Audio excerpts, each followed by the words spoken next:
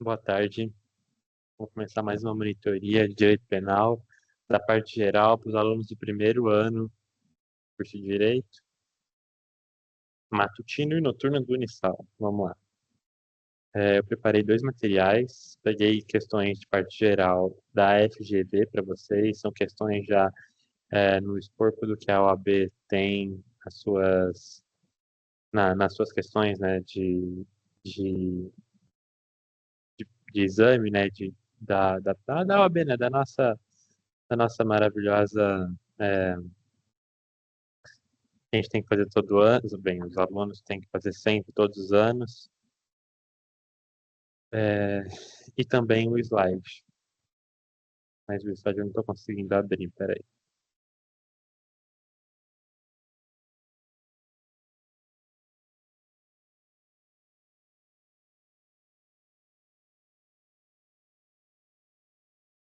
Share.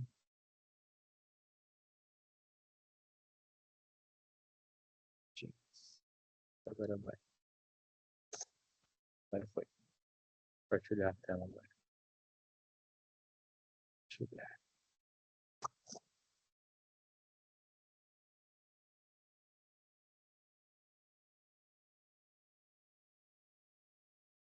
Foi, foi. O que a gente vai fazer?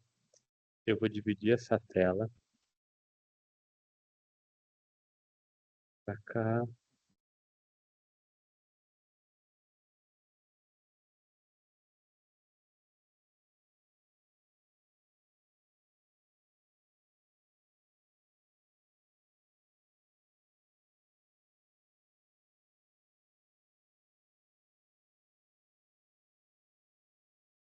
Isso. Agora isso aqui eu vou botar. Opa,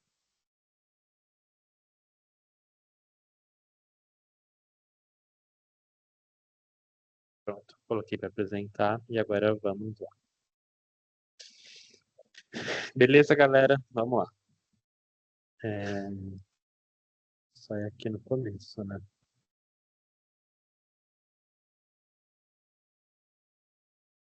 Número 1. A gente volta à teoria do crime, a gente volta à tentativa, a gente volta para consumação, crime consumado, crime tentado, o intercrimes, de maneira, é, na língua portuguesa, o caminho do crime. Quão culpável é o intercrimes, o quanto dá para a gente culpabilizar todo o intercrimes. Vamos lá. A gente começa de volta que o direito penal ele traz como última ratio, significa que ele é a última camada. Primeiro, por exemplo, a gente vai tentando resolver no civil, tentando resolver extrajudicialmente, tentando resolver de todas as formas extrapenais, de certa forma. A gente tira toda a competência do penal e tenta resolver de outras formas. O direito penal, ele é o que a gente tem que ter por último.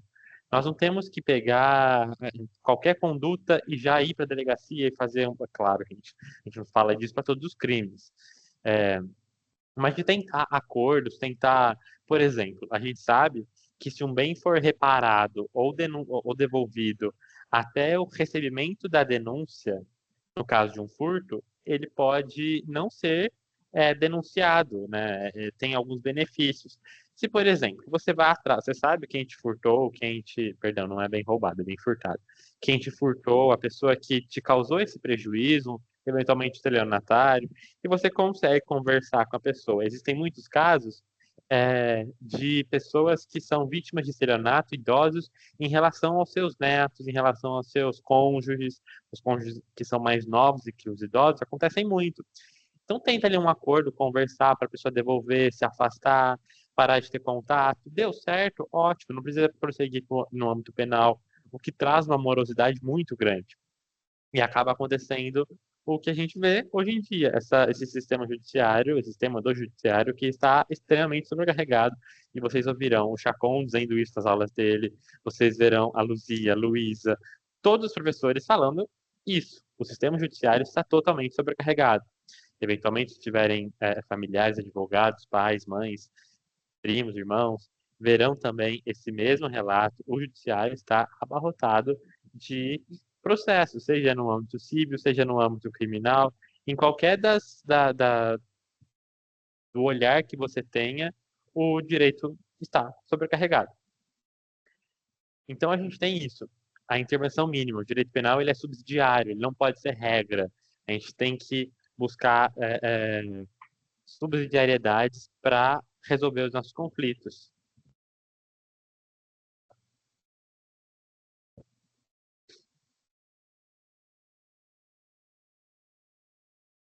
Depois a gente tem a fragmentalidade, perdão, fragmentariedade, que protege das lesões mais graves. Claro que a gente está falando de uma intervenção extrajudicial, num caso de uma calúnia, de uma difamação, dos crimes contra a honra, né? Calúnia, difamação, injúria, desde que não seja injúria racial, né? Pelo amor de Deus. Para tentar um acordo, sabe? Da pessoa, por exemplo, fizeram um post sobre você e você não achou conveniente, você não gostou muito. Tenta conversar com a pessoa para ela pagar, para ela, né, talvez pedir desculpa para você em público, mas que não venha a gerar um processo criminal, mesmo que seja, né, no juizado especial, nem a na vara comum. Mesmo assim, é complicado, sabe? Demanda muito esforço do judiciário, o que é uma coisa extremamente cara. No processo penal, eventualmente não terá custas para a pessoa entrar com a ação penal, para ter a queixa-crime e tal, não terá custo nenhum. Então, gera custos pessoais. Você vai demandar tempo, então vamos, né, buscar os acordos, buscar as conciliações. Dessa forma, a gente evita e muito qualquer tipo de sobrecarga do judiciário. Isso quer dizer última ratio. E, no caso da fragmentariedade, das lesões mais graves. Você não vai tentar um acordo num caso de, talvez, estupro. Você não vai tentar acordo num, vamos ver, tentar um acordo num caso de homicídio. Aí tudo bem, aí não existe acordo. Realmente, nesse caso, não há que se pensar em acordo. Então a gente volta à ideia de que, para os casos mais graves, ok, a gente tem a, a intervenção do Estado. O Estado deve agir em relação aos crimes graves, em relação a essas condutas. Porém, a gente pode pensar isso até uma forma que o Ministério Público propriamente propõe uma intervenção mínima do Judiciário.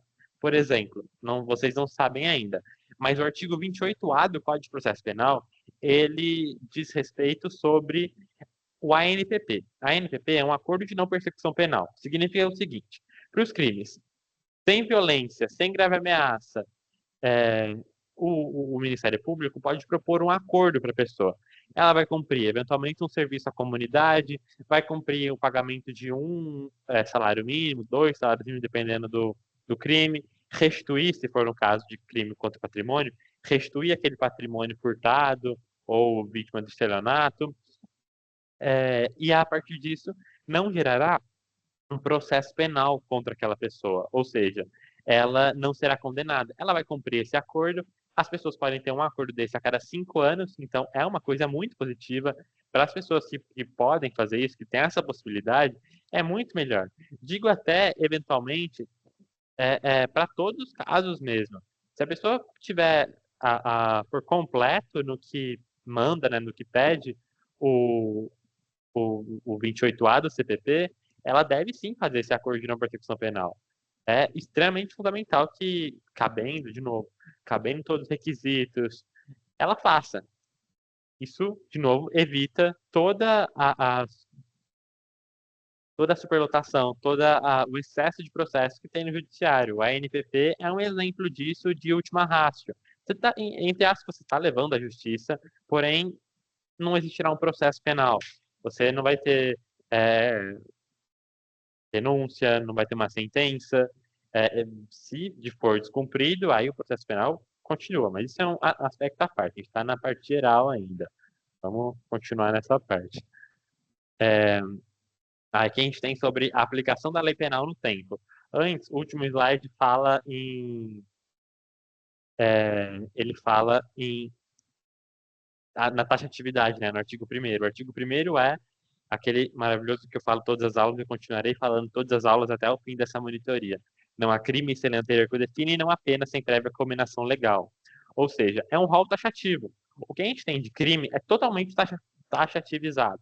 A gente tem previsão no Código Penal, temos previsão na Lei de Drogas, na Lei de Violência Doméstica, né, Maria da Penha, temos também na Lei de Tortura, nos crimes de trânsito, na Lei do Trânsito, no Código de Trânsito Brasileiro, CTB, temos várias formas de taxativizar. Significa que está escrito. Aquela conduta está tipificada em alguma legislação, seja ela o Código Penal, propriamente dito, ou as legislações extravagantes, espartas ao Código Penal. Então, não permite que o Estado faça analogia para culpabilizar, para condenar aquela pessoa. Por exemplo, naquele caso, não é crime, ou naquele caso hipotético, claro, não é crime a conduta de estupro. Não existe esse crime. Atentar violentamente ou grave ameaça, né, usando a grave ameaça contra uma pessoa não é crime. Um ótimo exemplo. Até 2009, crime de estupro era configurado somente em relação ao sujeito ativo, a pessoa que pratica o crime, sendo um homem, e o sujeito passivo obrigatoriamente tinha que ser mulher em uma relação pênis-vagina, não sendo possível estupro contra um homem ou um estupro contra qualquer outra forma de satisfazer a libido, né, satisfazer a lascívia do agente ativo, né, da parte ativa do crime. Então, pessoas que cometiam, mulheres ou homens mesmo, que cometiam estupro, estupro naquela época em relação a homens, por exemplo, adolescentes, a homens de uma forma geral, elas não eram punidas como estupro. Se eu não me engano, era atentado violento ao pudor, alguma coisa desse sentido. Que não é nem propriamente dito um crime contra a pessoa, é mais um crime contra o Estado, não contra uma pessoa específica. A vítima dela é meio que a coletividade, talvez, mas é meio que por aí. Vocês ainda não estão em tempo de entender sobre isso. Mas naquela época, a pessoa que vinha a, considerado hoje, estuprar alguém, se não fosse entre pênis e vagina e entre homem e mulher, um homem estuprando uma mulher, não era estupro. Então, a partir de 2009, tem uma lei que institui o estupro sendo no aspecto geral, sendo homem, mulher, independe qual é o sujeito ativo, o sujeito passivo. Hoje a gente fala em. Vou pegar aqui o Código Penal. CP, é, 213.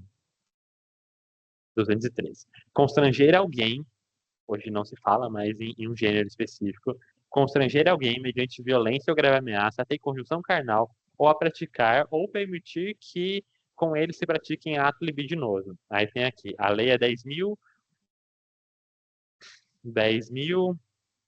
é, 10.015 de 2009. Hum,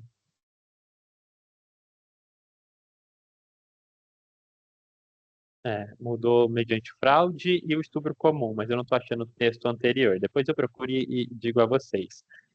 Quer dizer isso, existe aquela taxatividade. Não sendo aquilo que está estritamente escrito na lei, no texto da lei, não pode ser considerado crime. Então, o que está lá é o que está lá. Não tem como você ser processado analogicamente, subsidiariamente por tal crime, enfim. Um aviso doutrinário que eu sempre deixo é: a dignidade da pessoa humana orienta a aplicação das normas, não é um princípio penal autônomo. Isso vem do livro do Nutt. A gente tem disponível na biblioteca virtual também. A lei penal no tempo e aplicação da lei. Temos a regra de a lei penal só se aplica ao tempo e fato vigente, e se eventualmente uma conduta é considerada crime hoje e amanhã ela não é mais considerada, se a pessoa estiver sendo processada, ela não pode responder por aquilo, já que, já que o legislador entendeu que aquilo não é mais crime, a gente chama de abolício criminis, aquele fato deixa de ser um crime e passa a ser uma lei penal vazia, ela não existe mais, ela tá, né, não existe mais. É, depois disso, nós temos a possibilidade da lei penal em Melius, né, Novatio Legis em Melius. É uma lei que melhora a situação para aquela pessoa. Há um grande foco. Se a pessoa cometeu um fato na época que não era crime ou que a pena era de X a X, quando ela for,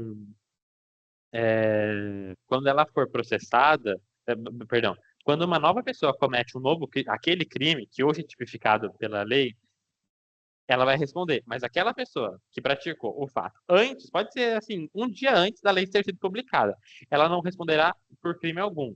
Porque se não estava na lei, no momento em que ela praticou aquela, fez aquela conduta, né, que ela teve aquela conduta que hoje é tipificada no Código Penal, em qualquer legislação, ela não pode ser punida por isso. Porque na época do fato não era crime. Simples. No verso legis in melius significa que aquela lei, que antigamente era crime punido com 5 a 15 anos, por exemplo. Código, a parte de tráfico. O Código Penal não traz a tipificação do tráfico de drogas. Quem traz é a lei de drogas, é SINARD, Sistema Nacional de Drogas, alguma coisa nesse sentido. A Lei 11.343 de 2006. Ela traz no seu artigo 33, hoje, a tipificação do tráfico de droga, e a pena é de 5 a 15 anos e multa. Antigamente era de 3 a 15 anos. No anterior a 2006, se eu não me engano, era de 73 a legislação vigente até 2006. Ocorreu uma novatio legis in melius, ou seja, ela não pode retroagir, ela só aplica aos fatos posteriores. Significa que a pessoa que pratica o tráfico de drogas em 2006, antes daquela lei entrar em vigor ou antes dela ser feita pelo Congresso Nacional, né, ser passado todo pelo aquele trâmite, ela não pode, ela será punida com a lei anterior, 3 a 15 anos e a multa. A partir daquela data, vai ser punida com a nova legislação. Já a novatio legis in melius seria o que aconteceria no inverso. A pessoa pratica um delito hoje, vamos pensar em roubo. Ela pratica um roubo hoje e esse roubo, ele não, no ano seguinte, no ano seguinte, a pena dele diminui. Ao invés de 5 a 10 anos, ele passa a ser 3 a 8 anos. Aquela pessoa tem que ser, se ela não for condenada ainda, aplica na mesma hora. Se não, em sede de revisão criminal, talvez. A depender do caso, né? Claro. A gente tem o intercrimes, inclusive aqui da escrito errado, tá? Desconsiderem essa parte. Nós temos o caminho do crime. A cogitação, a preparação, a execução, a consumação e o exaurimento.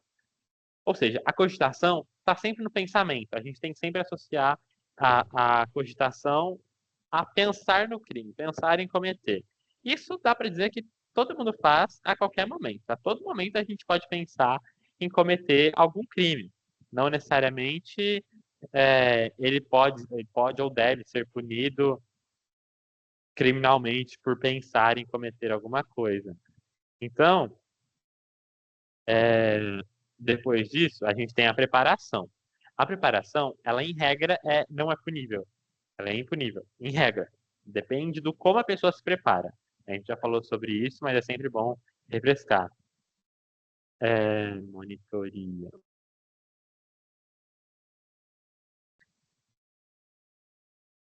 Como ela pode ser punível? Ela pode ser punível se a pessoa pratica um crime para durante essa preparação. Se ela vai sequestrar alguém, de novo, nesse mesmo exemplo, ela vai sequestrar alguém e ela é, pratica, ela compra uma corda, por exemplo, ela só compra a corda. Isso não é crime. Comprar a corda não é crime. Comprar uma fita silver tape também não é crime. Comprar uma arma, aí já é crime, possivelmente. Ela pode estar cometendo um crime se ela não tiver autorização para ter posse ou porte daquela arma. Então, pode ser crime, é aquele famoso depende que vocês ouviram muito. O resto da vida de vocês, enquanto bacharelandos em direitos e bacharéis, advogados, juízes, promotores, enfim, não importa, vocês sempre ouvirão esse depende. Agora, a execução, ela já tem um início de relevância para o direito penal. a gente pode dizer, né, a gente pode dizer que a execução ela tem relevância já, porque aí que a gente pode definir a consumação, o começo da consumação ou a tentativa. Se, por exemplo, você vai sequestrar uma pessoa e você a coloca dentro do carro, você consumou parte do sequestro. Porém, você na próxima esquina se arrepende e aí devolve a pessoa. Ou a pessoa sai do carro. É um crime tentado, ele não se consumou por inteiro. Artigo 14, inciso 2º do Código Penal. Crime tentado, está definido ali. Agora, se você vai tentar furtar alguém, o vidro do carro está aberto e você pega aquela coisa de fato, consegue pegar o celular da pessoa, mas você se arrepende e a pessoa não viu, mas você devolve. Está tentado, está configurado tentado, é crime tentado. A gente hoje aqui na Defensoria discutiu sobre a tentativa. A tentativa, por incrível que pareça, ela é punida ela é vista na terceira fase. Na terceira fase, caso de aumento e diminuição de pena. Então, nós temos a primeira fase, circunstâncias judiciais, que diz respeito ao réu, depois atenuantes, agravantes, e por último, nós temos as causas de aumento e diminuição de pena, que, nesse caso, é uma causa de diminuição de 1 a 2/3. Depende de quão próximo o agente chegou perto da execução daquele crime. Já a consumação, ela tem um aperfeiçoamento. Aquele crime está perfeitamente contemplado lá no Código Penal, está bonitinho, cometeu tudo aquilo, matar alguém, matou alguém, a pessoa está morta, velou, enterrou, acabou para ela. Agora, uma coisa muito importante. Os crimes omissivos, né, os crimes que a gente pratica pela omissão, imprudência ou imperícia, os crimes culposos, eles jamais admitem tentativa. Porque a premissa é bem simples. Você não tem como tentar se omitir. Se você ao menos tenta, significa que você tinha interesse, você tinha dolo naquele crime. Então, você quer aquilo. A omissão é justamente por imperícia, imprudência ou omissão, né? O culposo é justamente por esses 3 elementos. Se esses crimes são culposos, eles não admitem tentativa de forma alguma. Vocês podem anotar isso, vocês darão muito nos anos seguintes. A exceção ao limite de punibilidade, isso o Estado tem limite de punir alguém, por exemplo, não dá para ele punir 2 vezes. Vamos lá, o que a gente pode usar como exemplo? Eu vou pensando aqui e qualquer coisa a gente. Vamos lá. A pessoa, ela compra uma arma para cometer um homicídio. Se for configurado que ela comprou a arma exclusivamente para cometer aquele homicídio, um crime absorve o outro. Perdão. Ao contrário. Se a pessoa tem aquela arma no seu dia a dia, no seu trabalho, ela trabalha com aquilo, eventualmente ela é um traficante contumaz, ele tem a sua arma no seu dia a dia, e é comprovado isso, ele responderá por homicídio, aumentada a pena em razão do porte ou posse legal de arma de fogo de uso permitido. Agora, se a pessoa compra a arma para praticar o delito de homicídio, 121 do Código Penal, parágrafo 2º, tá ali as maneiras qualificadas, aí ele responde pelos dois. Não daria, por exemplo, para, no caso da pessoa que usa a arma no seu dia a dia, ele ser punido das 2 formas. Pegar o crime de porte de arma e o homicídio e juntar, e separar e punir pelos dois. Por isso, a gente chama de absorção. Um crime absorve o outro. Isso significa absorção. O crime menos gravoso é absorvido pelo crime mais gravoso. Vamos para o próximo. A consumação, artigo 14, inciso 1º, tem no homicídio a gente pode chamar de tentativa branca, aquela que você dá tiro, vamos pensar, ao redor da pessoa, você não acerta aquela pessoa, ela não é uma tentativa cruenta. A cruenta, vamos pensar sempre em sangue. A tentativa cruenta, ela vem junto de alguma lesão. No homicídio, vamos pensar, a gente está falando do homicídio único somente. Depois nós temos o resultado naturalístico, dos crimes materiais de resultado, né? O resultado naturalístico existe resultado naturalístico? A resposta seria sim. Admite tentativa? Também. Agora, os crimes de mera conduta. Exige resultado naturalístico? O legislador deve descrever isso lá no tipo penal. Se ele admite tentativa? Não. Em regra, né? Geralmente, não. O exemplo, a violação de domicílio, artigo 150 do Código Penal. Nós temos a teoria, a complexidade das temporais da consumação, perdão. Os crimes permanentes, os crimes habituais e os crimes pré-terdolosos. Nos permanentes, a consumação se prolonga, por exemplo, a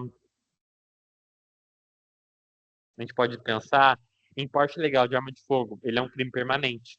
Ele, por exemplo, você não consome um porte ilegal de arma de fogo por dia que você é pego com ou não pego com a arma de fogo.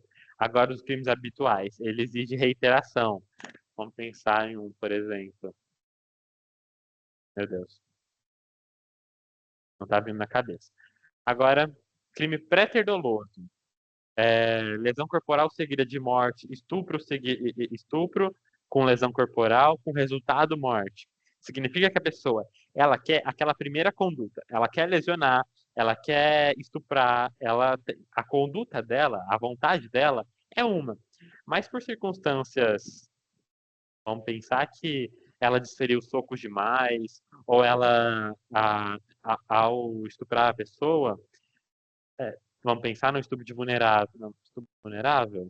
Um estupro normal, a pessoa tem eventualmente um canal vaginal pequeno demais e na relação ali acaba que tendo uma hemorragia, a pessoa sangra até morrer, mas não é a vontade dele. O agente queria único e somente estuprar. Porém, como foi seguido de morte, é uma qualificadora, aumenta a pena. Como o slide nosso aqui que eu fiz chama de anatomia da tentativa, a gente tem o início da execução sem a consumação do crime. Com a interrupção externa, ela é a tentativa. Circunstâncias alheias à vontade do agente. Por exemplo, a ação policial, a reação da vítima ou a falha por incompetência do agente.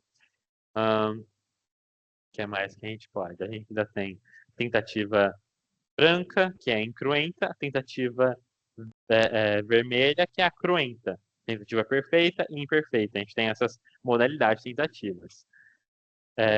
A punibilidade da tentativa é o quão mais próximo chega da tentativa, mais punido o crime é. Por exemplo, se a pessoa no crime de homicídio, ela chega muito próximo da tentativa, a pessoa fica 3 meses internada em decorrência das lesões da tentativa de homicídio. Então, ela chegou muito próximo disso. Ela vai ter redução mínima, que é de 1/3. Agora, se a pessoa ficou um dia internada no hospital, já saiu, já tudo certo, o máximo possível, se não, nesse caso, a desconsideração de homicídio para uma lesão corporal, por exemplo. O que nós temos ainda? Crimes que não admitem tentativa. Crimes culposos, crimes habituais, omissivos próprios e contravenções penais. E a unissubsistentes. O ato único e indivisível. Injúria, por exemplo. Isso. Vamos lá. Agora, um caso. Gabriel exige R$ 1.000 para emitir certidão. A vítima não paga e vai à polícia. Qual é o crime? Vamos lá. A gente tem um crime de concussão consumada. Quando a gente olha o Código Penal e vai lá nos artigos 300, não, antes. Vamos pesquisar aqui. Ctrl F. Com...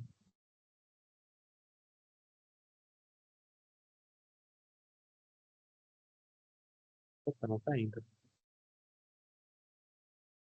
Vamos lá, peraí. Artigo Então,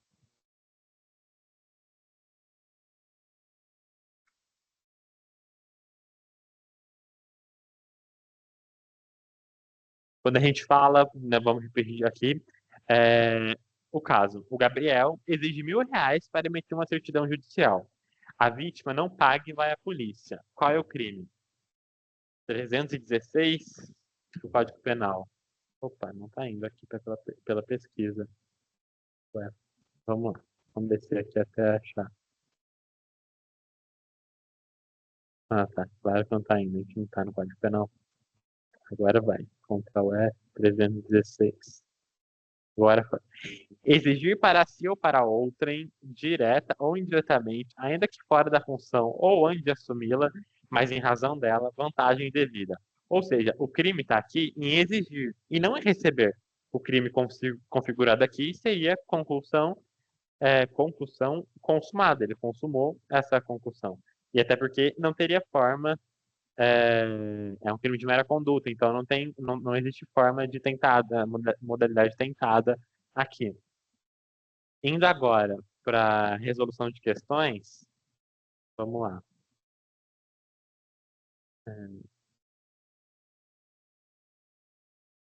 Aqui. Na primeira questão, o que nós temos? A respeito do tema da consumação em tentativa, é correto afirmar que. Vou pegar aqui um pouco maior para mim, porque não está me dando bem para enxergar.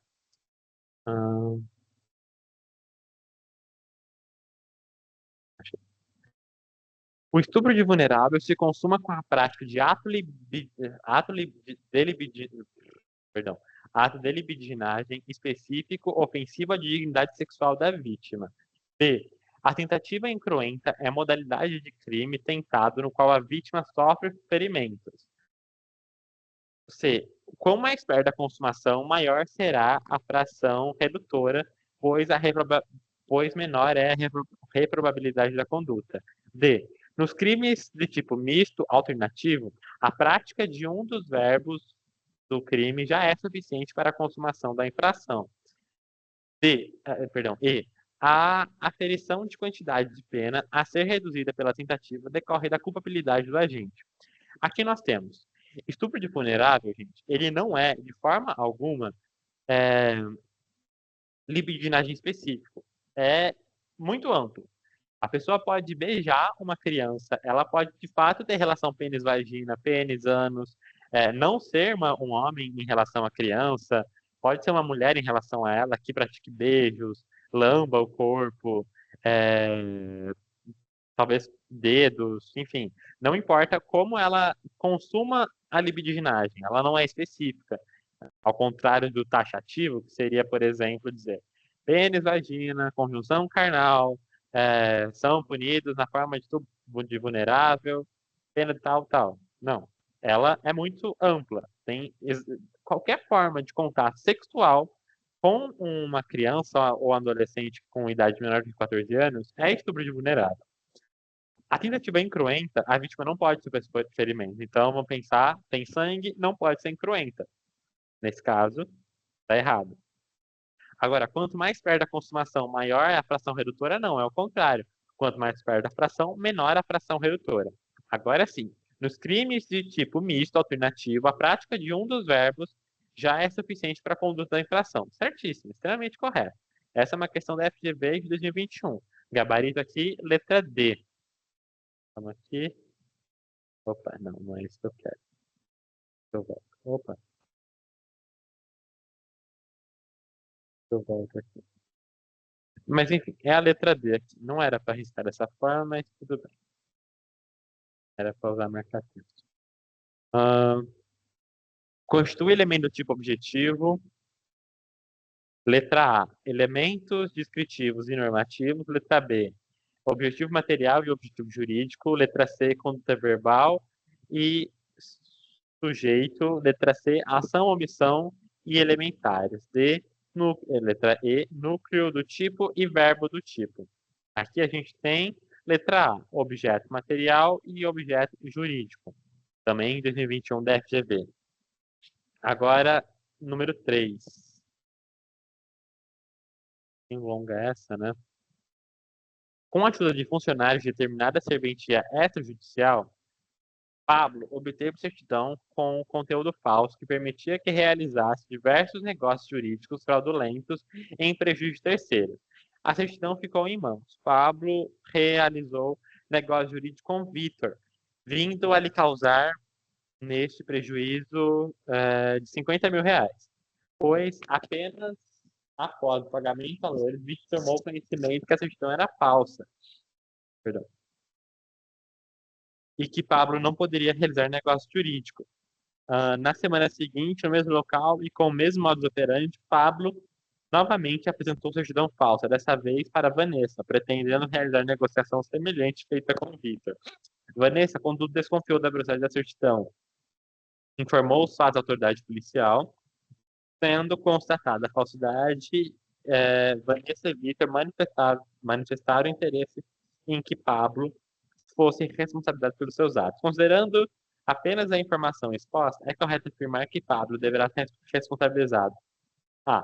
Por dois crimes de estelionato consumados apenas diante da natureza, não porque o outro não foi consumado. Um deles é tentado. Vamos lá. Letra B. Por dois crimes de estelionato consumados, não também. C. Dois crimes, não também. Um crime de estelionato consumado e um tentado, além do delito de falsidade. Mas assim, se o uso de documento falso, ele já está absorvido. Entendo eu como sendo a CA3 como sendo absorvido pelo outro. Ou seja, é um crime de estelionato e outro de crime tentado, estelionato tentado. Além do delito de falsidade ideológica, já que a potencialidade lesiva do falso não se exauriu. Isso.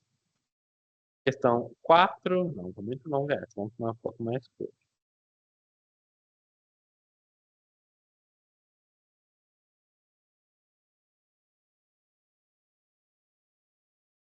Eu vou parar aqui rapidinho para beber água e já volto. Um segundinho.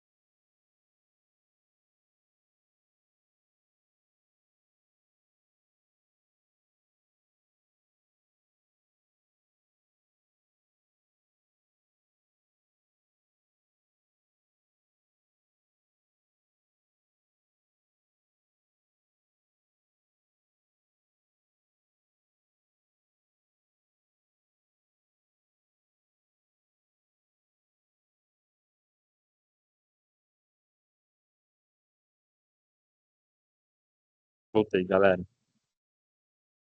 Opa, dando uma travada. Pronto, passou. O que nós temos ainda? Nós temos mais algumas questões. Tem mais 8 minutinhos para as questões. Deixa eu ver aqui. Questão 9. A questão 9.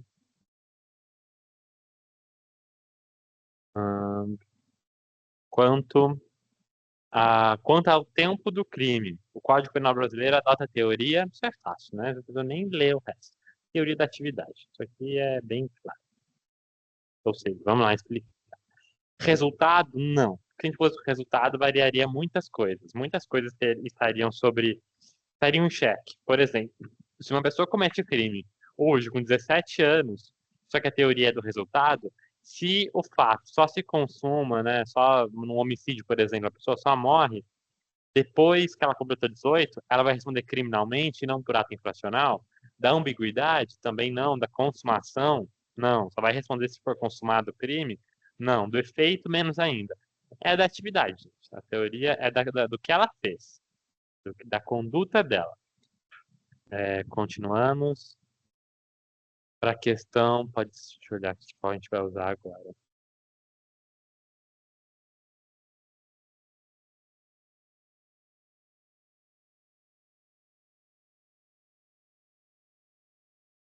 Quanto à interpretação da norma penal incriminadora, fica velada a realização de letra A. Interpretação declarativa. Letra B, interpretação restritiva. Letra C, interpretação analógica. Letra D, interpretação extensiva. Letra E, analogia em Mallampart. O que isso significa? Que raio de analogia em Mallampart isso significa? Significa o seguinte: a gente não pode fazer analogia em Mallampart. Em Mallampart é em prejuízo da parte, em mal para a parte. Significa isso. Ou seja, a gente só pode fazer analogia para benefício. Pode fazer analogias para beneficiar o réu. Mas agora, para prejudicar ele, jamais, nunca. Temos aqui ainda mais. Ao lado da hipótese dos erros essenciais, ficam os chamados erros acidentais, o que, ao contrário deles, incidem sobre elementos não essenciais à configuração do crime, não efetuando a decisão a respeito da imputação da hipótese de erro acidental. Uma hipótese de erro acidental é letra A, erro de tipo, não. Erro sobre a pessoa, erro de proibição, não faz nem sentido isso. Discriminantes putativas, também não. Erro mandamental, também não faz sentido. Letra correta é a letra B. 11B, isso.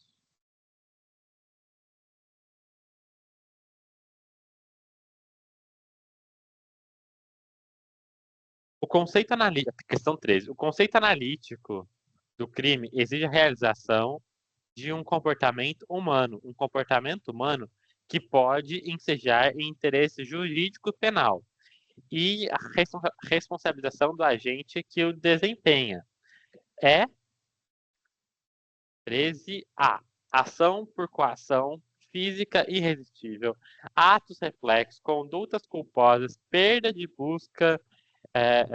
brusca de consciência, atos automatizados. Isso é claro que é a letra C, conduta culposa. E a gente fica por aqui, a gente volta para mais depois. Eu não vou mandar isso aqui, porque isso aqui tem gabarito e eu não acho certo mandar com gabarito para vocês, porque vocês verão todas as minhas aulas, tudo que eu tenho de material preparado para as próximas aulas. Eu encerro aqui e quem quiser mandar mensagens, se tiverem dúvidas, vocês têm o WhatsApp da monitoria, estou sempre à disposição. Beijos.